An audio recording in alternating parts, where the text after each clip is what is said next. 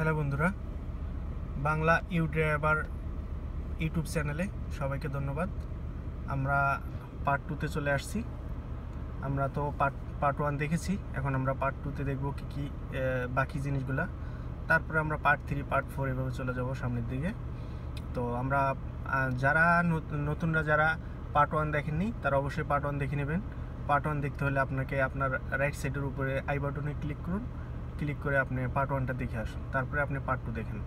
আর যারা পার্ট 1 দেখেছেন তারা এখান থেকে শুরু করুন পার্ট 2।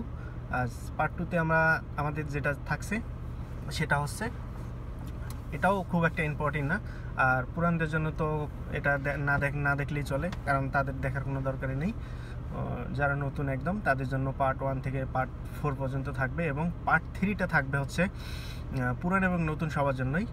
পার্ট 3তে অনেক ইম্পর্টেন্ট কিছু থাকবে যেটা পুরানরাও অনেক কাজে আসবে।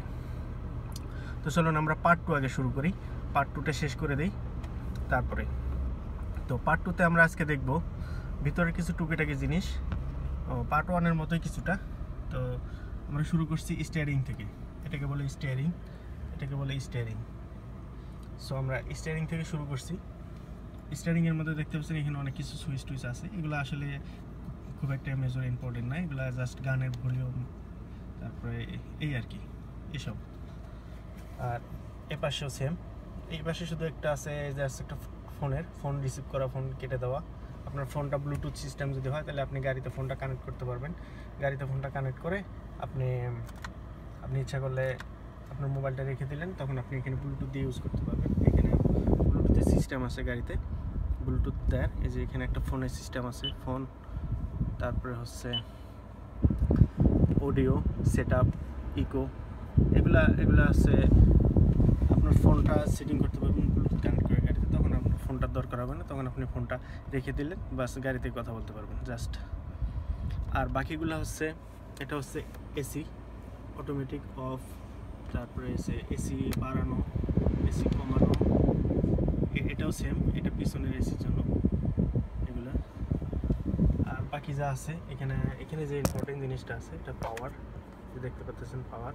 এই গাড়িতে কোনো চাবি নেই, এই গাড়িতে চাবি না থাকার কারণে এখানে পাওয়ার সুইচটা দেওয়া আছে। পাওয়ার সুইচটা চাপ দিলে স্টার্ট হয়ে যায় এবং আরেকবার চাপ দিলে অফ হয়ে যায়। এবং গাড়িতে একটা রিমোট আছে, রিমোটটা গাড়িতে থাকতে হবে, তাহলে আপনার কাজগুলো করবে। যারা গাড়ি চালা শিখতেছেন বা শিখবেন, তারা হয়তো অনেক পুরান মডেলের গাড়িতে শিখতেছেন।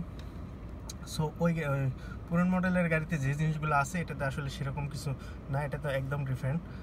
এটা 2016 মডেলের গাড়ি, সেজন্য আপনাদের গাড়ি চালানোর সিস্টেম সবই এক, বাট ভিতরে যে জিনিসগুলো আছে, ডেকোরেশনটা আছে, ওটা একটু আপগ্রেড। এটাই তো নতুন মডেলের গাড়িগুলোতে, বেসিক্যালি সব গাড়িগুলোতে প্রায় এরকমই। আর এখানে কিছু সুইচ টুইচ আছে, এগুলো জাস্ট আপনার জন্য, গ্লাসের সুইচ, এই পিছনের গ্লাস, সামনের গ্লাস। আর এগুলো হচ্ছে লক আনলক, দ্যাটস ইট। এগুলো আছে সামনে আপনার মেরুরটা অ্যাডজাস্ট করে নেওয়ার জন্য, আপনার ডাইনে বামে যে মেরুরটা আছে, গ্লাসটা আছে, সেটা অ্যাডজাস্ট করার জন্য এটাই। আর এটাই যে একটা সুইচ দেখতে পাচ্ছেন, এটা অনেক ইম্পর্টেন্ট একটা সুইচ। এটা হচ্ছে আপনার গাড়িটা এটা সবসময় দিয়ে রাখতে হবে। এই যে আমি এখন দিলাম, অফ করে দিলাম, দেখেন এই যে ড্যাশবোর্ডে লেখা আসছে ট্রাকশন কন্ট্রোল অফ। তো এটা দিয়ে রাখতে হবে সবসময়। এটা দিয়ে রাখলে আপনার গাড়িটা অনেক সময় স্লিপ করে, সেটা অটোমেটিকলি কন্ট্রোল করবে। এটা হচ্ছে সেই, এটা সব গাড়িতে নাই এই জিনিসটা, জাস্ট কিছু কিছু গাড়িতে আছে।